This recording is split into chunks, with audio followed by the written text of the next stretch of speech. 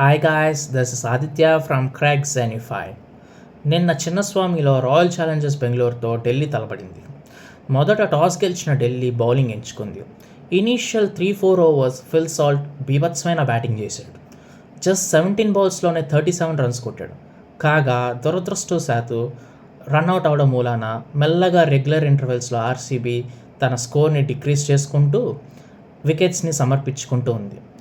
ఇనీషియల్గా Axar Patel and Starc runs ఇచ్చినప్పటికీ Mukesh Kumar, Mohit Sharma and Kuldeep Yadav వాళ్ళ బౌలర్స్ అందరూ కలిసి మళ్ళీ మ్యాచ్ని ట్రాక్లోకి తీసుకొచ్చారు.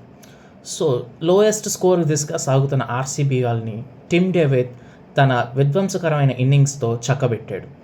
వీళ్ళ స్కోర్కి గాను 20 ఓవర్స్లో 169+ స్కోర్స్ ఆర్సీబీ చేసింది. కాగా బౌలింగ్కి వచ్చిన ఆర్సీబీ ఇనీషియల్గా భువనేశ్వర్ కుమార్ మంచి బౌలింగ్ వేయడం వల్ల రెగ్యులర్ ఇంటర్వెల్స్లో 39కి 3 వికెట్స్ ఇచ్చేసింది డీసీ.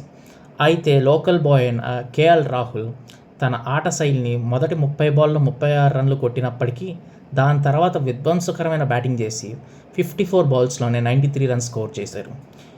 ఇక్కడ ఆర్సీబీ బౌలింగ్ విషయానికి వస్తే సుయాన్ శర్మ అండ్ భువనేశ్వర్ కుమార్ ఎకనామికల్గా ఉండి వికెట్స్ తీసినప్పటికీ మిగతా బౌలర్స్ అంత ఎఫెక్టివ్గా లేరు. వాళ్ళ స్పిన్ నిన్న పేలవంగా కనిపించింది. దీనివల్ల ఆర్సీబీ తన రెండో పరాజయాన్ని హోమ్ గ్రౌండ్లో చవి చూడాల్సి వచ్చింది. సో ఇక్కడ నుండి ఇంటెన్స్గా ఐపీఎల్ సాగుతోంది.